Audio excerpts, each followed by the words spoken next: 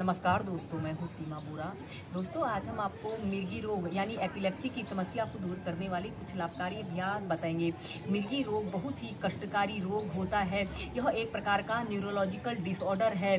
इस रोग में व्यक्ति के शरीर में खिंचाव होने लगता है और हाथ पैरों में अकड़न होने लगती है, जिसके कारण वह मूर्छित हो जाता है।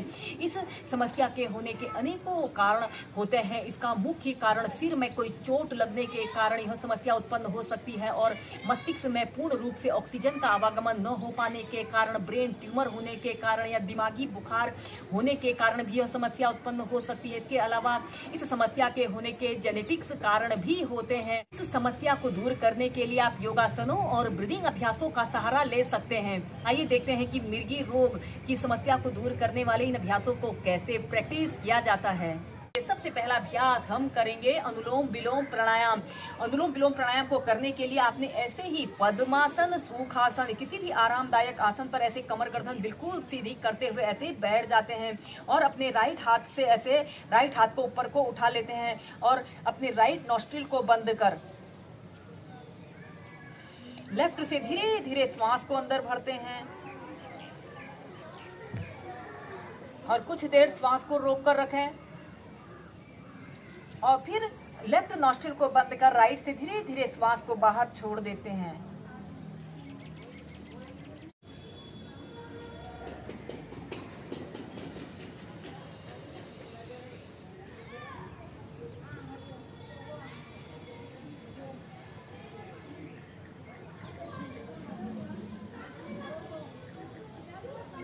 ऐसे ही आपने इस अनुलोम विलोम प्राणायाम को कम से कम 5 से 10 मिनट नियमित प्रैक्टिस करना है।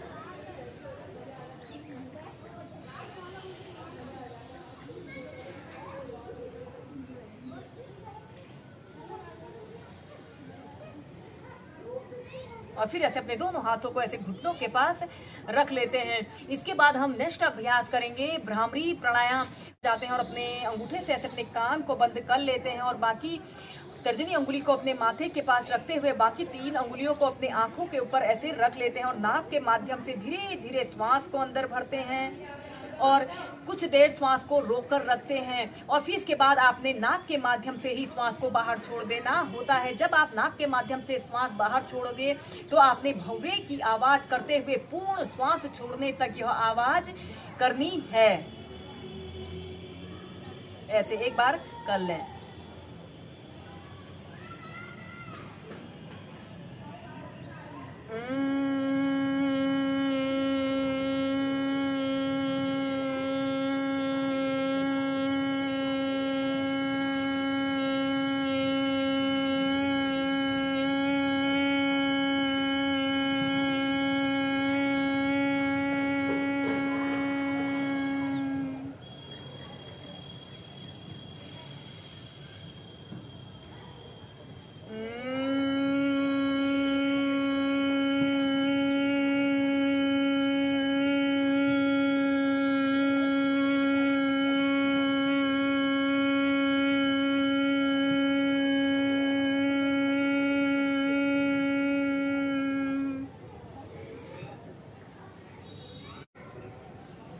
और फिर ऐसे अपने दोनों हाथों को ऐसे अपनी आंखों के ऊपर से हटा लेते हैं और अपनी दोनों आंखों को सहजता से खोल लेते हैं। ये हम करेंगे हलासना।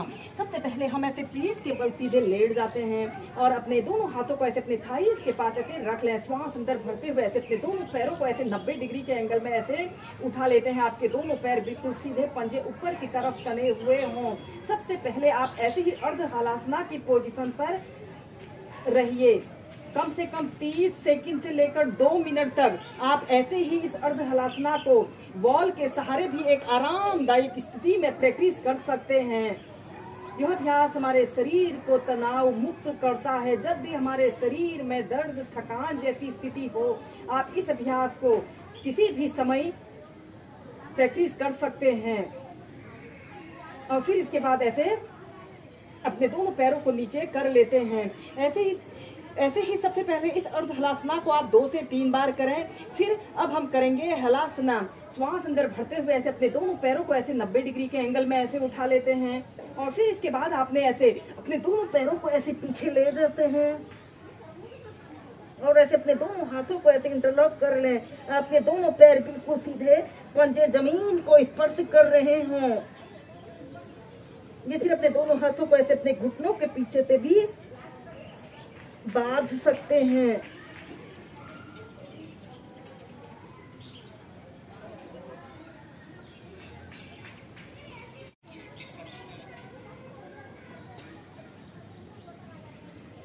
और फिर इसके बाद आपने धीरे धीरे ऐसे सेंटर में आ जाते हैं। हम करेंगे अर्ध शीर्षासना। अगर आप शीर्षासना को प्रैक्टिस कर सकते हैं तो शीर्षासना को भी जरूर प्रैक्टिस करें। आपने वज्रासना की पोजीशन पर ऐसे बैठ जाना है और अपने दोनों हाथों को ऐसे इंटरलॉक करते हुए ऐसे जमीन पर ऐसे रख लेते हैं और अपने सिर के ये वाले हिस्से को ऐसे जमीन पर ऐसे रख लें। और इसके बाद आपने अपने दोनों घुटनों को ऐसे सीधा कर लेते हैं और ऐसे अपने पंजों को ऐसे थोड़ा आगे को लाते हुए अपने हील को जमीन पर ऐसे स्पर्श करा लेते हैं और ऐसे अर्ध शीर्षासना की पोजीशन पर रहते हैं। और एक आरामदायक अवधि के लिए कम से कम 2 से 5 प्रैक्टिस करें नॉर्मल ब्रीदिंग। फिर इसके बाद आपने अपने राइट पैर को ऐसे श्वास अंदर भरते हुए ऐसे ऊपर को उठाइए। ऐसे एक पाद शीर्षासना की पोजीशन पर रहें। फिर नीचे, फिर दूसरे पैर से श्वास अंदर भरते हुए ऐसे अपने पैर को बिल्कुल सीधा करें। आपका पंजा ऊपर की तरफ तना हुआ हो। नीचे ऐसे ही दोनों पैरों से 4 से 5 बार कीजिए। इसके बाद आपने अपने दोनों पैरों को ऐसे आगे को लाते हैं और फिर ऐसे अपने दोनों पैरों को ऐसे सीधा करने की कोशिश करते हैं और ऐसे शीर्षासना को लगा लेते हैं।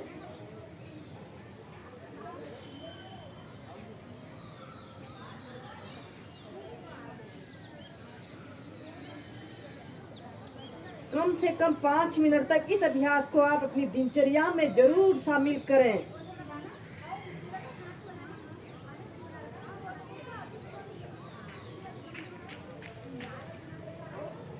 ऐसे वेरिएशन के साथ भी प्रैक्टिस कर सकते हैं। कीजिए।